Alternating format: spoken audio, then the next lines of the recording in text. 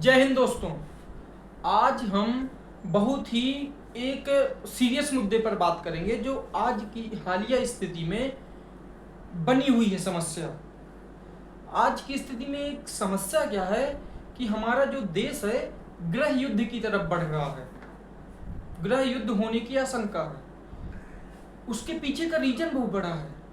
ये सरकारें आपस में लड़वाती हैं, विपक्ष जितना है वो आपस में लड़वाता है। जितने नेता नगरी वाले लोग हैं, जितने बड़ी बड़ी पदों पर बैठे हुए लोग हैं, उनका सिर्फ इन आपस में लोगों को लड़वाना है। और लोग इतना फूल बन चुके हैं कि इनकी बातों में आकर के इनको मसीहा बना करके लड़ रहे हैं आपस में। आज ये बताइए, जब आजाद हुआ था देश, किसी ने ये देखा था, किसी ने ये सोचा था, आजादी में भाग लेने से पहले किसी ने ये सोचा था कि ये दलित है, ब्राह्मण है, ठाकुर है, ओबीसी है?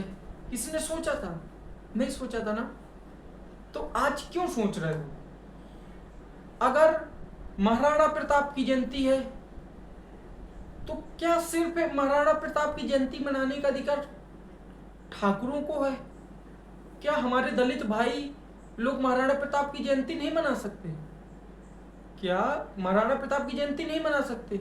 मना सकते, लेकिन इतना खुन्नस भरी हुई है, इतना जातिवादिता हावी हो चुकी है अपने माइंड में। ऐसा नहीं बोल रहा हूं कि सिर्फ एक पक्ष की तरफ है, सवर्णों में भी जातिवादिता हावी है और दलितों में भी जातिवादिता हावी है। ये समाधान दोनों तरफ से होना चाहिए।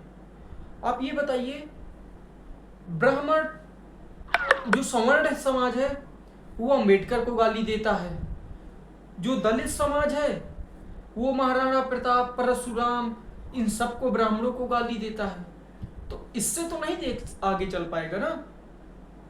अगर एक्चुअल में अपन को बढ़ना है आगे, तो फिर एक दूसरे से प्रेम भाव से मिलकर, एक दूसरे की हेल्प कर कर, एक दूसरे को ऊंचाई पर देखते हुए खुश होना है, तभी तो हम आगे बढ़ सकते हैं। कि इस तरह की उनका अवसर है तो उनके अवसर में हम गाली दें, इनका अवसर है तीन है हम गाली दें। क्या ये बताइए, मैं एक प्राइम एग्जांपल दे रहा हूं कि जब महाराणा प्रताप हल्दी घाटी का युद्ध लड़े तो उनमें से उनकी सेना में राजपूत भी थे, जो भील भी थे, वो भील जो आज की स्थिति में एसटी कैटेगरी में आते हैं, और कई ऐसी जातियां थी। क्या उन्होंने कभी ये बोला था कि नहीं ये तुम नीची जाति के हो तो तुम अलग रहो, ऊपर जाति के हो तो अलग रहो, या तुम नीची जाति के हो तो हमें तुम्हारी जरूरत नहीं है, हमें तुम्हारी जरूरत? ऐसा हुआ था? नहीं हुआ था। अब मैं दूसरा एग्जाम्पल लेता हूं कि 1857 की क्रांति हुई, जब अंग्रेजों से लड़े, मंगल पांडे पहली गोली चलाने वाले थे, उसका आगाज करने वाले थे ब्राह्मण जाति से, और उस सर्किल में कितने अलग कास्ट के थे? क्या ऐसा हुआ? नहीं हुआ ना। अब दूसरा एग्जाम्पल, सम्राट अशोक, एक दलित ही थे सम्राट अशोक, लेकिन उन्होंने कभी भेदभाव किया? नहीं किया। उनका गुरु कौन था? एक ब्राह्मण। तो हमें यह समझना पड़ेगा। अब आप उदाहरण देते हैं कि बाबा साहब भीमराव अंबेडकर जी हमारे भगवान हैं, ठीक है, मानना चाहिए, उन्होंने अच्छा काम किया, उन्होंने काफी संघर्ष किया, लेकिन उसके पीछे आप बोलते हो कि ब्राह्मणों में पढ़ने नहीं दिया, गाली देते हो, तो इस तरह नहीं चलेगा ना। आपको ये पता है, अंबेडकर जो उनके गुरु थे वो एक ब्राह्मण थे। उन्होंने जो अंबेडकर टाइटल लगाया वो अपने गुरु के नाम से लगाया। उनकी पत्नी एक ब्राह्मण थी, उन्होंने तो नहीं किया, रिजर्वेशन लाया, उन्होंने 10 साल के लिए रिजर्वेशन किया। मैं खिलाफ नहीं हूं रिजर्वेशन के, बस मैं रिजर्वेशन जातिगत आधार पर ना होकर आर्थिक आधार पर होना चाहिए, मेरा इतना कहना है। रिजर्वेशन सिर्फ आर्थिक आधार पर होना चाहिए। और आज भी आप लोग की बात सही है कि आप लोग के साथ थोड़ा बहुत भेदभाव होता है। आज सुधार हुआ है आज की परिस्थितियों में, पर उतना सुधार नहीं हुआ। आज भी गांव लेवल पर, विलेज लेवल पर वो थोड़ा शोषण चलता है। शोषण तो नहीं बोल सकते, दूसरे शब्दों में एक समझा जाता है नीचे, तो वो भी नहीं होना चाहिए, वो भी हटना चाहिए। वो मैं ब्राह्मण समाज से लोगों के भी बोलना चाहूंगा कि जब तक आप बराबरी से लेकर नहीं चलेंगे किसी को, तब तक इस देश का उद्धार नहीं होगा, और आप लोग का भी विकास नहीं होगा और दूसरे का विकास होने भी नहीं देंगे। मैं कट एंड क्लियर बोल रहा हूं। लेकिन आपसी उसमें महापुरुषों को गाली देना, एक दूसरों को नीचा दिखाना, ये चीज नहीं होना चाहिए। महापुरुषों ने तो कभी नहीं ये कहा ना कि हमें दलित है तो हमें दलितों की आवश्यकता नहीं है। चंद्रशेखर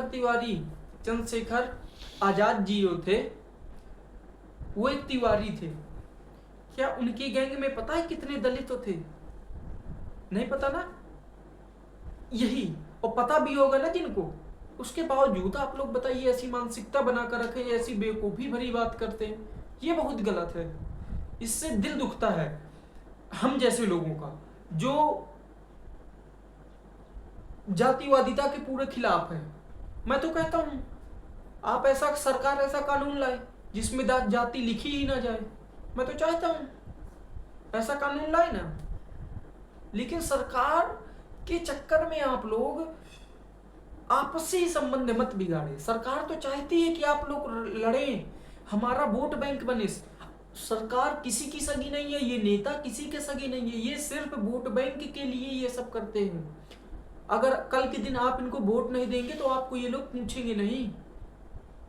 कल के दिन अगर उन्हें पता चल जाए कि अगर ये व्यक्ति, फलाने व्यक्ति मुझे वोट नहीं दे रहा है, तो आपके साथ नहीं खड़े होंगे। आपके साथ चाहे जितना शोषण हो जाए, उनको सिर्फ सरकार को अपने लाभ से मतलब है। जहां तक उनका लाभ दिखेंगे तब तक आपको यूज करेंगे, फिर इसके बाद फेंक देंगे। तो सरकारों के चक्कर में आपसी वैमनस्यता मत पालिए। और मैं लास्ट अपील ये करूंगा कि दलित भाई भी, हमारे ब्राह्मण समाज के लोग भी आपस में मिलजुल कर रहें, एक दूसरे का सम्मान करें, एक दूसरे के रिवाजों का सम्मान करें, एक दूसरों के साथ मिले बैठे, किसी के साथ भेदभाव नहीं होना चाहिए, किसी के साथ गलत नहीं होना चाहिए, किसी के साथ अन्याय नहीं होना चाहिए। बाकी आपकी क्या राय है? जय हिंद दोस्तों, राय जरूर दीजिएगा।